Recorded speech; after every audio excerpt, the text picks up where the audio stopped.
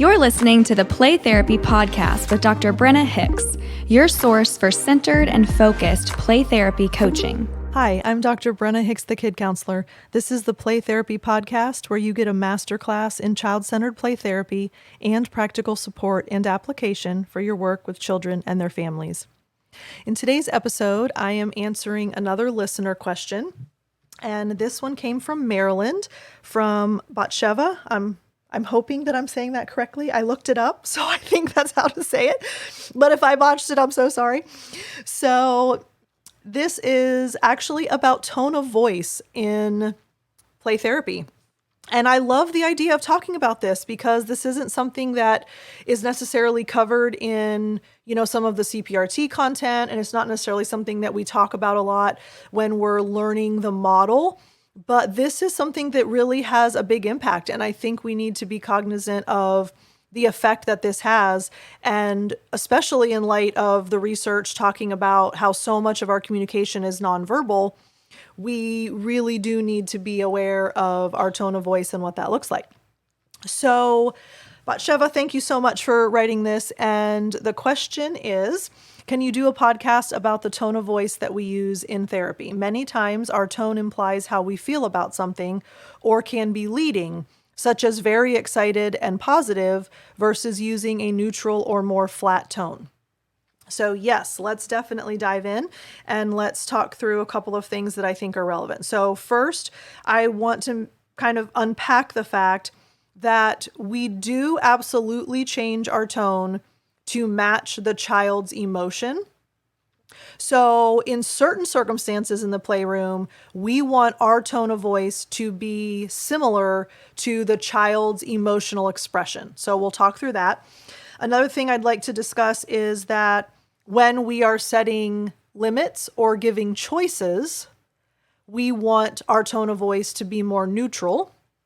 So we'll make sense of that together. And then in a couple of other scenarios, our tone of voice can change. However, we need to be aware how it will be interpreted. So for example, when we are using encouragement as the fourth pillar, we would want our tone to be happier and excited. But if we use a more flat tone, then it will definitely be perceived as either apathetic or more angry. And so I want to kind of make sure that we're aware of the implications when we do that tone of voice shift. So let's first talk about matching emotion. So when we go back to early in the podcast episodes, when we were talking through the first pillar, which is reflecting feelings, one of our goals in the playroom is to match our tone of voice and our facial expression to be appropriate for what the child is expressing. So if it is a positive emotion, we would want our tone of voice to be lighter, and also we would want our facial expression to have a softer or happier expression on it. So let's say the child is really excited that they finally got the dart to shoot out of the dart gun. All right, so it would not make sense for us to go, "You're so proud," because all of a sudden now there's incongruence. But if the child's very excited, we would want to elevate the pitch of our voice, and we would want our facial expression to be happier. So we would say, "You're so proud." So notice how, when we're talking about tone of voice, if we're reflecting a feeling, we always, absolute on purpose, want to make sure that it maps to the category of feeling that the child expresses. Now, the caveat is sometimes kids get really, really emotional about things. So they're bouncing off the wall excited, or they're really, really mad and they're throwing things and they're trying to hurt you. So at that point, their excessive emotional expression does not warrant the same level from us. So our tone of voice is usually a toned down version of their level of emotion, but it still matches. So if a child is experiencing a negative emotion, then obviously our tone of voice is lower and flatter, and our face is more serious. So child is working really hard to build a tower. It falls 6 times in a row and they're just done with it and they're ticked off and they don't want to do it anymore. So we would lower our tone of voice and we would match the negative emotion and we would say, "You're really frustrated it fell." Because if we were to say, "You're so frustrated," that is flippant and kids get really, really angry when they feel like we don't understand what they're going through emotionally. So tone of voice and facial expression are extremely important when we are reflecting feelings with kids. So we kind of tone down their level of emotion if theirs are very high, but we definitely want it to make sense the way we say things and what they're expressing emotionally. All right, so if we understand that specifically if we're using the reflecting feeling skill, we do match our tone of voice to the child. Now, let's talk about if we have to set limits or provide choices. So the limit setting process and the choice giving process, those are the second and third play therapy pillars. Now, all of a sudden, our goal is to keep our tone of voice neutral. Because when we set limits or when we give choices, we state them as facts rather than with any kind of emotional charge. So, child is chucking Hot Wheels at your head, whether for fun or out of anger or because it became a game. I'm not really sure. You never really know what motivates a child to do crazy things in the playroom. But, Hot Wheels are buzzing by your head at full speed. You quickly realize this is a violation of I have to be safe and the child has to be safe and the toys can't be broken. So I need to set a limit. Now, when we match facial expression and tone of voice with reflection of feeling, we do not when we set limits and provide choices. Because if we let our emotions or the child's emotions influence us setting limits and giving choices, they come out as either manipulative or prescriptive, or we have expectations, or, you better choose this one, even though I'm giving you 2, you better not pick this one. And all of a sudden, then it loses its efficacy because we're no longer neutral. So when we set limits, we state it as if we're stating the sky is blue, the grass is green, toys are not for throwing at people in the playroom. So our tone of voice really does need to be extremely neutral when we are setting limits and providing choices.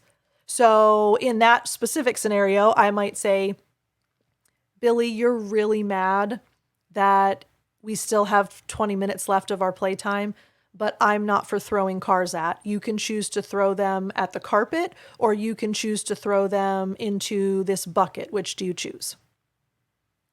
Now notice that if I would have said, "I am not for throwing cars at, and if you choose," all of a sudden, it's a totally different interpretation. Because the child has learned a couple of things. 1, I'm not in control of my emotions. 2, the child's behavior is actually influencing how I feel about things. And 3, I no longer unconditionally love and accept the child just as they are in this moment. And probably 4, I'm making it very clear what I want them to do by my tone of voice, which is stop throwing cars at my head. So the child learns nothing about self-control and self-responsibility when I am making it very clear what they need to do in that moment. So limits and choices are extremely neutral with our tone of voice. And then finally, if we are using encouragement, we want our tone of voice to be more positive. Because remember, esteem building and encouragement is to acknowledge the child's effort and contribution and what they're working on. So obviously, if we say, "You worked really hard," or "Wow, you did it," that does not have the same impact as "You did it, you didn't give up." Because the encouragement is, I see your capacity for the things that you're trying to do. I believe in you. I trust in your capabilities to handle these things. So obviously that would be more positive. Now on the flip side, if we say anything in the playroom flatly, so kind of apathetic or devoid of emotion, so we just state it in kind of a blah fashion, kids are very quick to interpret that to mean that we are upset with them in some way. So I've watched lots and lots, thousands of hours at this point of therapist videos and play sessions. And, as we're watching, it's uncanny how often a child goes, "What?" if a therapist says something in a very flat tone of voice. So, "Oh, you wanted to play in the sand." What? Because the implication is you're upset with something or you wouldn't have said it like that. So just be mindful that if you don't have any inflection in your voice, kids almost always assume that means you're somehow upset with them or angry or somehow dissatisfied with what's going on. So, Batsheva, thank you so much for this question. Thank you for emailing and reaching out. I really think tone of voice is a crucial piece, and we don't typically discuss it. So I'm really happy I had a chance to cover that. And by the way, I'm going to give maybe a 3 or 4 minute little addition here, and it's really important. So please don't think that I'm done. I really want you all to hear this. For each and every one of you that have joined this podcast at some point in the last year and a half, I started it about a year and a half ago.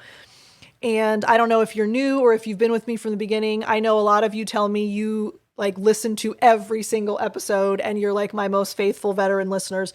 But I know a lot of you continue to find me every day and there are new listeners all the time. So to all of you, no matter how long you've been with me, this really is an absolutely amazing community. I am so happy and grateful and proud that this podcast and you all have made this such a priority. Our field needs really, really grounded, skilled, knowledgeable, effective, child-centered play therapists. We need therapists who know how to work with kids. We need therapists that understand kids. We need therapists that are grounded in a child-centered theoretical orientation, that do not deviate when things get hard, that do not deviate when you start to question what's happening.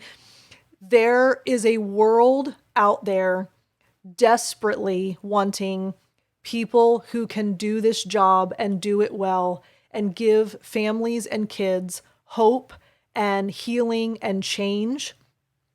And you all are a part of that. And I started this because I realized there were a lot of therapists listening to my parenting podcast. So I really had no idea where this was going to go. I had no idea the impact it was going to have. I had no idea how quickly it was going to grow. The international listenership that I have in this community. For those of you who have emailed me and told me the impact that this has had on your work, on your career path, you were flailing around, not really knowing what to do. You got thrown into working with kids. You kind of had an idea of play therapy. I've gotten stories from every background, every gamut, every scenario. And the consistent message that you all are saying is that this podcast and the information and the child-centered model and this theory has changed you.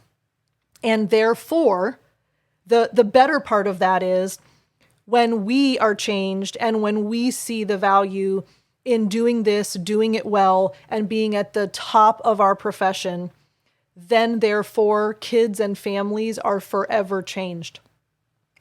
So I'm actually a little bit emotional. I really cannot tell you how grateful I am to be a part of this. I love what I do. I love child-centered play therapy. I love that we are a growing movement internationally. All of you reaching out from other countries all over the world. I know so many of you tell me that play therapy, especially child-centered, is in its infancy where you live. Be the people that champion this. Be the people that evangelize this. Be the people that become so well-grounded and knowledgeable in this that you then start training people. That is my greatest hope and desire, that we fill this world with child-centered play therapists that just are able to help thousands and thousands and thousands of people. And this is a generational change, right? Because when we change the life of one child, it changes that family. And therefore, when that child grows up, their family is different. So, this is a cyclical, generational, future thinking type of movement. And I'm just really, really so grateful to have you to be a part of this. So anyway, I wanted to give you a little encouragement. I wanted to give you a little pep talk. You really cannot understand how much this means to me. And I hope that we continue to just pour into this and hone our skills and grow and change the world, because that's really what this is about. You know, we go into therapy because we want to help people. We decide to work with kids because we know how impressionable they are. And my vision is a world full of happy kids that become happy adults. And I hope that that becomes all of our mission. And I think that this is the way that we get there. We ground ourselves in the child-centered model, and we know everything that we can know about it. We continue to learn, we continue to grow, and we continue to do great things in the world. So keep your emails coming, keep your questions coming, Brenna at thekidcounselor.com. I love to hear from you, and thank you very, very much for making this such a cool thing. We'll talk again soon. Bye. Thank you for listening to the Play Therapy Podcast with Dr. Brenna Hicks. For more episodes and resources, please go to www.playtherapypodcast.com.